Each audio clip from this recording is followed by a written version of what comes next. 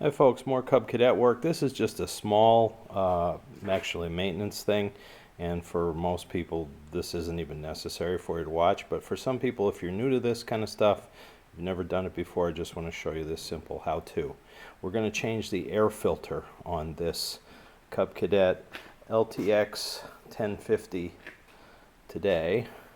The first thing we're going to do is we're going to open the hood, and if you look there, it explains to us what we've got under the hood, which is a Kohler 22 horsepower Courage engine.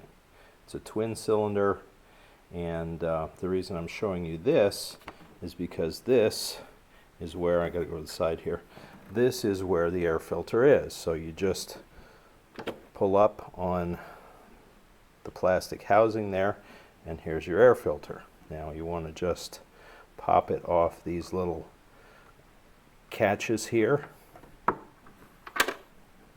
the retaining clip, and then you can pull it, doing this one-handed, you can pull it straight up and out. You can see there's the top of the engine that you have to protect from dirt and so on. So this filter is in pretty rough shape. I can't remember if I've ever changed one on here or not. It's actually a two-part filter. The outside part here is just a foam strip. That's to catch the bigger stuff, you know, the debris. And then if you look underneath here, you have more of a traditional air filter. It is possible to just change the foam and not the inside, but I figured I'm just going to change them both and I won't have to think about it. But you do need to have both of these in place for this system to work right. You can't just have the internal filter, it'll clog up that much quicker. And for maintenance, you can just pull this off, wash it off, dry it, and put it back over the inner filter if it's not real dirty. So that's going to be the plan. I'll come back to you with a new one. We'll go. So here's our replacement filter. As you can see, it's made by Kohler. It is specifically for this engine, the Kohler 22 horsepower Courage. You can see there for Courage, and it says 20 to 27 horsepower. You can see it's this two-stage filter that I mentioned, and this was around $20 on Amazon. That's at least $6 cheaper than I could find it in the retail stores around here, so it was worth getting it online. So we'll show you how to put it in. Okay, I've put the foam sleeve over the outside of the new filter, as you can see.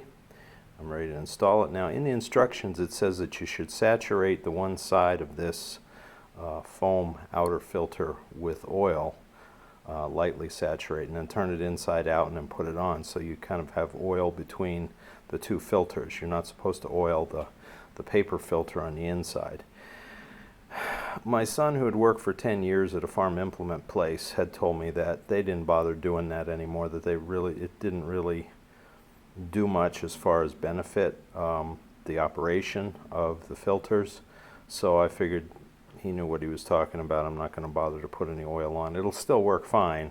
If you want to mess around with that, that's up to you. I mean, that is what the instructions say, but it will work just as good without it being, if you keep it kind of dry like this and clean like this. So all I have to do now is line it up properly. You can see there's a shape there in the base of the, trying to do this and see what I'm doing here.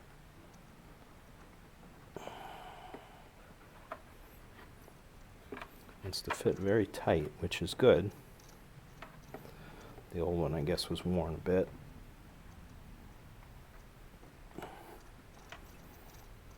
There we go. Just took a little bit to get it down over and on.